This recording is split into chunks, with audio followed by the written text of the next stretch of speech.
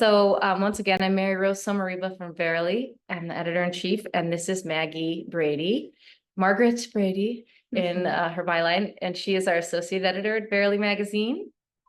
We're so happy to have you joining us, and we're coming from Cleveland here. We are happy to have you here in Cleveland. Actually, it's Lakewood, Ohio, but it's right. It's Same basically the coolest little spot in the Cleveland area on the west side. And we're very close to Lake Erie. It's beautiful. It was occurring to me recently, by the way, that I'm not sure we have a travel with the local Cleveland edition. Right, I don't think we do. Watch out. Hi. We're having some guests enter. Okay. So we're talking today, we're having a conversation, unfiltered, about the mental health crisis for women and girls with media consumption, the media we consume, and what it's doing to what it's done to us, what it's doing to other young women out there today, and especially with digital media. And we're also celebrating our summer issue. It's been out for a while now. It's deep in the summer here, Right. But this is our dream issue. If you don't have it already, we will be shipping you a copy. And so our subscribers already got this in the mailbox, and you will know that we have a lovely interview by Maggie in this issue with one of the lead researchers of the book, The Anxious Generation by Jonathan Haidt, which is fantastic and must read. And so that piece in here is one of the key pieces in this issue. Let me just show you some other highlights. We have just a great piece by Delphine Chu on what my prolonged singleness has taught me about acceptance, pivoting, and joy. Love that one. Letting go of guilt when friendships drift away. 7 questions you should ask yourself before buying new clothes. Runway to Real Way, as always, very fun. Real Woman with runway trends.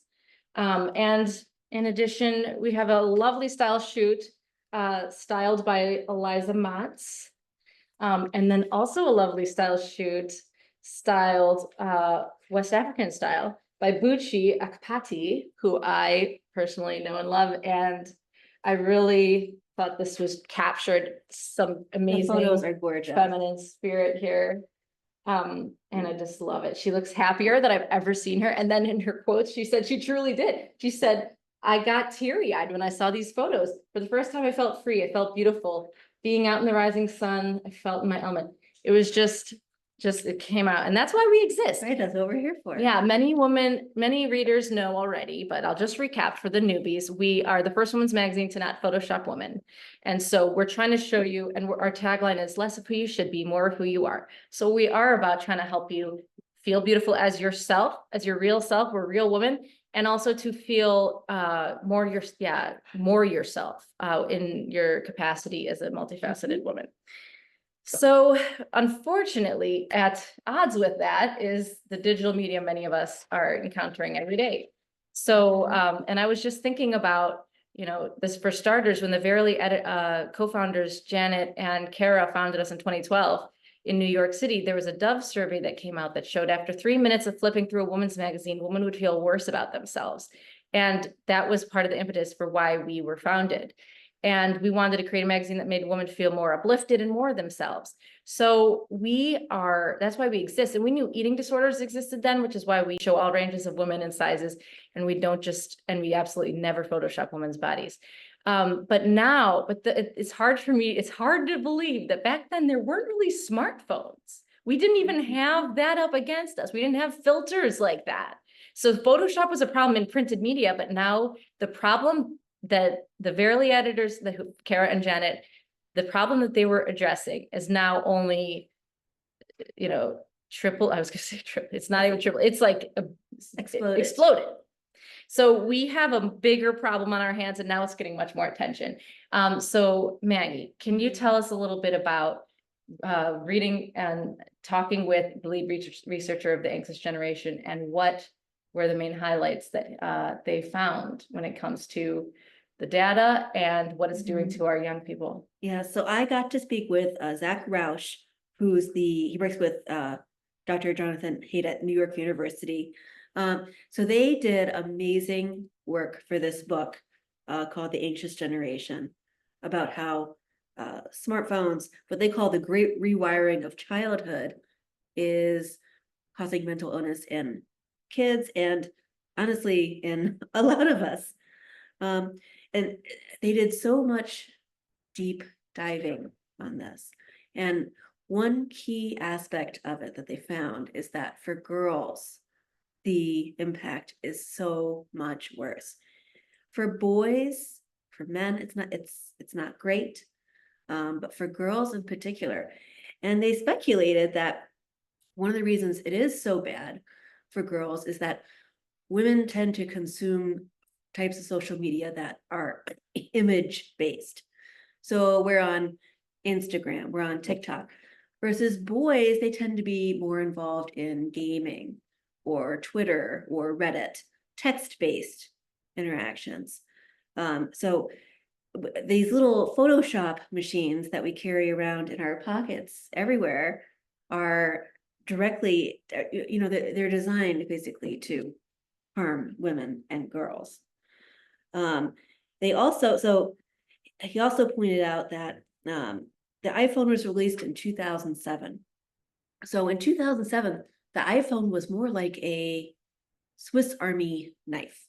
You had a flashlight all of a sudden in your pocket, you had a calculator, you had your maps, and it was so useful. It didn't come until later that these apps started to get released, and the apps plus the smartphone was what really caused a lethal combination, particularly for girls. I really enjoyed my conversation with him. He feels passionate about this. And the other thing he mentioned is that there's hope. I think for a lot of us, we feel unable to make a change. It's, this whole social media culture is just like a weight pressing down on us. And just one person cannot move that off, right? Like if we disconnect from social media, we're disconnecting from our networks. We're isolating ourselves, basically. It feels like there's no way to combat this.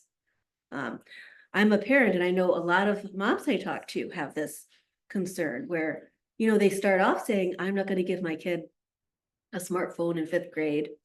That's not right. I'm not going to do it. And when push comes to shove, they feel they don't have the ability to resist because it's going to harm their kids' social lives to be quote unquote left out. But he points out there is momentum growing against this. So the US Surgeon General recently announced that he thinks there should be a warning message on social media, just like there is for cigarettes, that this is an addictive product and it can harm your mental health.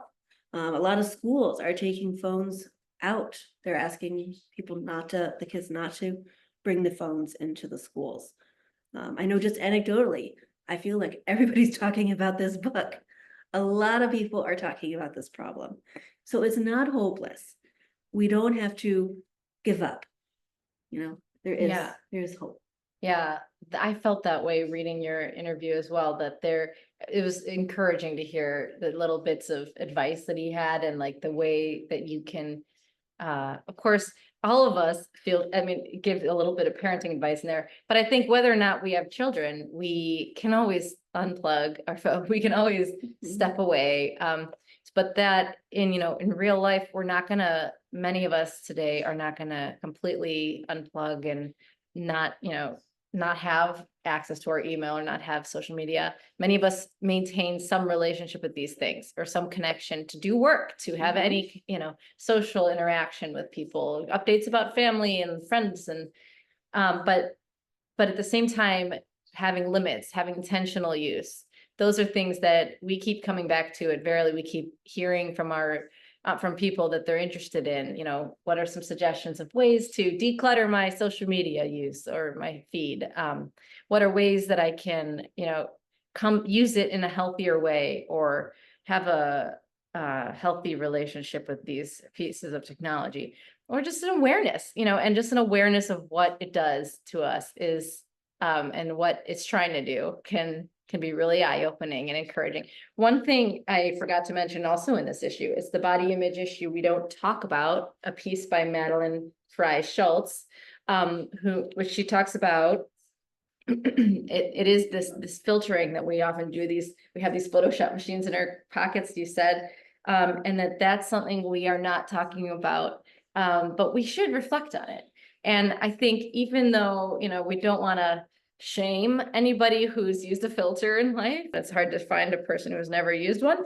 But it's also something we're just trying to bring us back to reality and remind ladies that you're beautiful as you are. Reality is beautiful.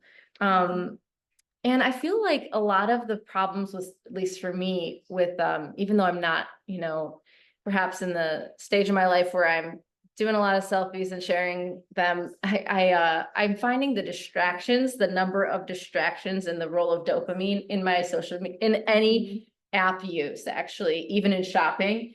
And it'll just be like, ooh, this is, let me check all these things off. But then at the end of a day or a week, I might just feel like I am so brain dead because I've just been doing so much at once. And my husband, who's a psychologist, was saying he's reading the Dopamine Nation book. And we were raised, or we are humans for generations. There were nomadic people. And he said there is a way to view it like cactus. We made use of a lot, like a cactus holds onto a little bit of water for a long time. We would make use of a lot of information. It could last for a long time, but now we have like a flood of information, and it's just like more than we can possibly handle. So to have limits on that is important. And yeah, so to feel more ourselves, we need to be aware to not fall into addictive trends, whether with media use, searching for likes. That's just something that really is helpful. But in addition, the self-image, the life-threatening issues. So that's been getting more attention for years now. But like the research keeps coming out that these social media apps are like really harming kids. The Wall Street Journal just had a piece that it had researchers sign up as if they were like 14-year-old girls with Instagram accounts. And after a couple moments of being in there, they would be suggested new content would be very sexualized content.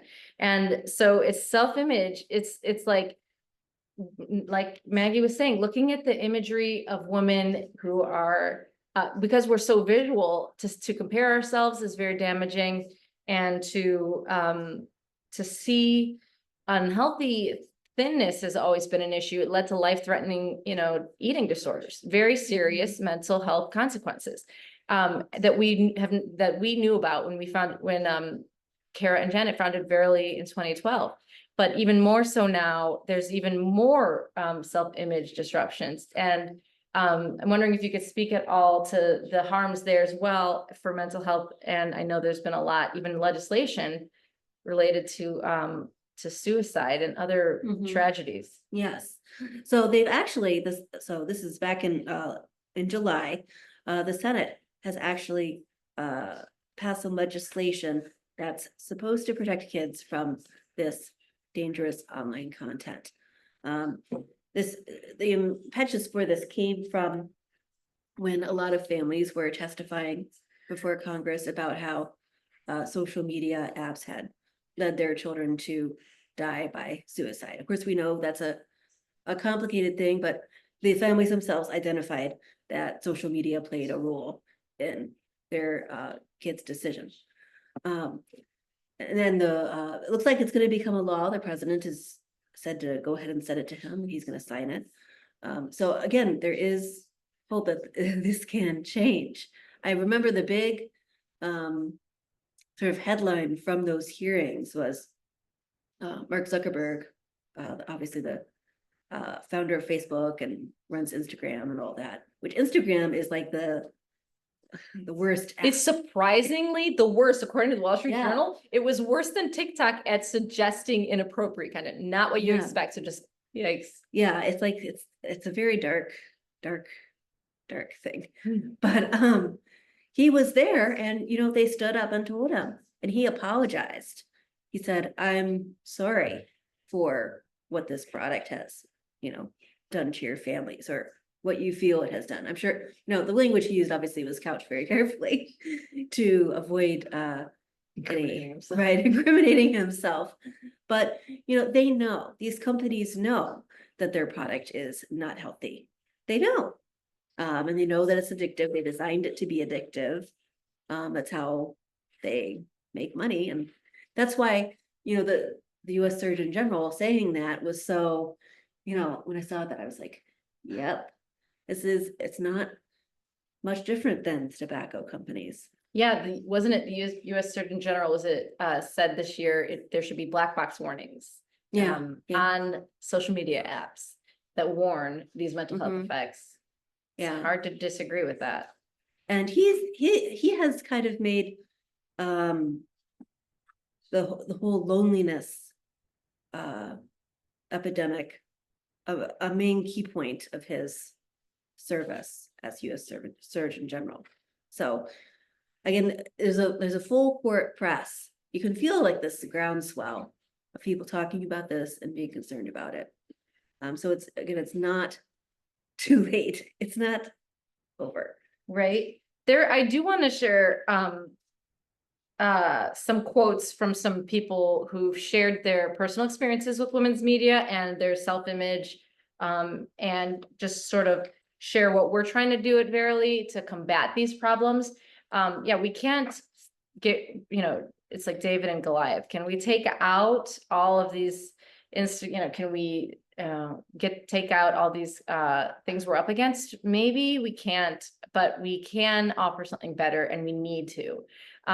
In Verily returning to print last year, we have now 7 issues printed since we went back as a quarterly, and we've handed out over 8,000 copies. We've gone to women's conferences, we've gone to college kids conferences, we've sent our magazines all over, and some of these women's conferences were pretty big, like the Pennsylvania Women's Conference, the Texas Women's Conference, and like people like Tina Fey speaking at them. And I had a little booth, and I was telling people about us, and every single person was excited to hear there was a women's magazine that doesn't Photoshop women, that doesn't push pressures on them, that doesn't pressure them to fad diets or other unhealthy things, doesn't say, hey, I had a baby and I have washboard abs 2 days later. Like, that doesn't perpetuate these unhealthy and unrealistic things. So I just wanted, and at these conferences, I had a little survey because women would come and share with me. Some women got teary-eyed, I'm not kidding, and would say, I can't believe what a difference this makes, what a difference this would have made to me if I had it, because this stuff did harm me. So then finally I caught on that women would tell me these things in their own words from all walks of life and ages and backgrounds. And I finally created a little like survey where they could share it later in their privacy of their own time. Some things women shared. I don't think I realized how much of an impact women's magazines had on me until I started trying to think of myself as a woman, like growing up. Even as I have gotten out of my teenage years, I found it difficult to see myself as a woman, not just some kind of amorphous adult, but I think part of it has to do with the body dysmorphia that comes from seeing how different I look from all the pictures of women I saw growing up. Mhm. And that really struck me, that, it's very complex, the challenges that these images are causing people. Not just on social media we've been talking about, but also in women's media, and how we're trying to counter it now. Verily still will have a website for all of time, and we will have an Instagram, and we will continue to have these ways of reaching everybody. But now we are also offering the print component in great part to give you some offline reading, to give readers some time to themselves where they don't have pop-ups or distractions or notifications or DMs that are unwelcome. So we are just trying to combat that and give you some time to yourself. Another person said, I had a Teen Vogue subscription when I was around 16, and the content of the articles were mostly aimed at either sexualizing women or selling us something. I've also felt put on the spot by magazines' attempts to push diet culture. Like I didn't need to be healthy. I didn't just need to be healthy, I needed to be thin. And another lady says, when I was in high school, girls were photoshopping their pictures before posting them in order to feel good about what they were posting. And she says, I envied them, and now I'm trying to love my body how it is and not forcing unhealthy change to feel accepted in this society. So these are just some real women's voices, women who encountered Verily and who don't want that for the future, and who shared also some hope for the future too, which we can share with you more in this. Keep checking us out at verilymag.com, and we'll share a little bit more about the findings from all these ladies. But this is why we exist. We want to provide something better for and like combat that. Right, to have, because you need, again, you can't just become a hermit and not interact with media. You need a soft place to land where you're beautiful. You're thought of as beautiful, and you're reminded that you're beautiful. Yeah, and you can see it and you can believe it. And sometimes we need to see it. We need to see, all these different representations, and we need to see people in all different walks of life doing all different things, and realize that the sky's the limit, whatever we're called to do that's unique to us, and whatever gifts we have that are unique to us, that those are something no one can take from us, and that we should, invest more in, rather than trying to fit some unhealthy, unrealistic, impossible mold and hurt ourselves in the process. So while we can't erase all of the harms immediately that the digital media, we're consuming social media, while we can't remove them immediately, like outright, what we can do is take a little more time to ourselves offline. We can contribute to some offline reading. So having distributed 8,000 magazines to different women over this past year, I was able to estimate that if it's 2 to 3 hours per magazine, we have reduced the screen time used by 24,000 hours. So like, there are ways we can, right? Can you imagine the impact of that? We had a piece in Verily years ago, maybe I'll reshare it with this video, by Emily Lehman. Now she's got a new married last name, Kwasinski, I think, something like that. And she writes for us quite a bit, and she just wrote for us this past week. So you'll see her name freshly on the website, but she shared how going on a hike once helped her to just have, like, how many thoughts were left dormant that just came back up. And that's just a couple minutes of a hike.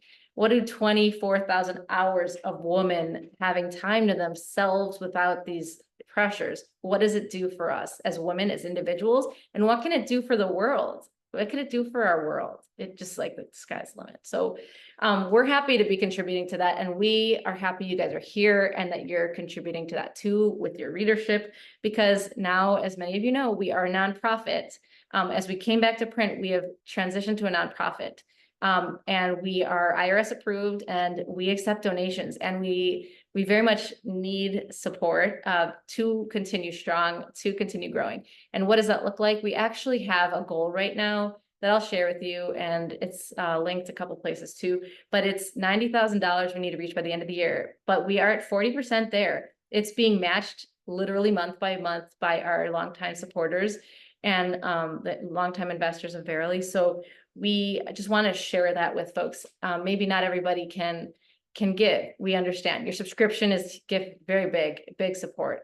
Your sharing the word is big support. But also, if you know people who care about these issues, if you know people who care about these values and want to combat these harms against women and girls and offer something better, tell them about Verily. Tell them to send an email, connect them with us. I'll send issues to anybody who wants to learn more. I have, unfortunately, more than I'd like left over.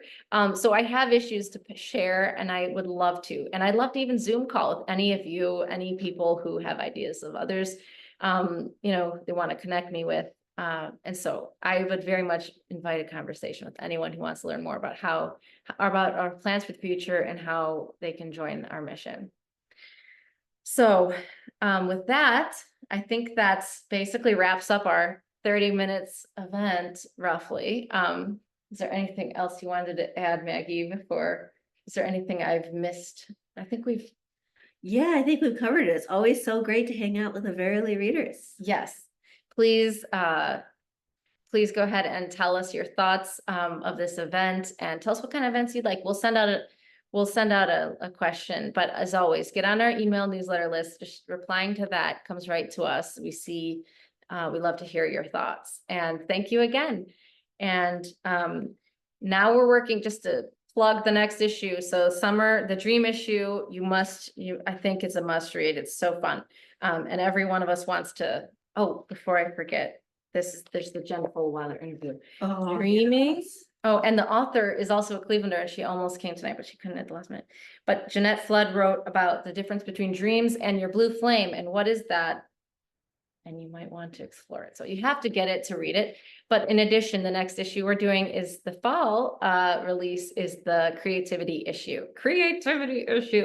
So it's like each one of these, thank God for these great themes that our creative director, Sophie Caldecott, came up with. They are very exciting, and they make me excited to just see all this content coming together. So please go ahead and get on our list, get on our subscription list to start having these come right to your mailbox so you don't miss any of them. And until next time, we're so thankful to have you with us, and have a good rest of your evening. Bye. Later.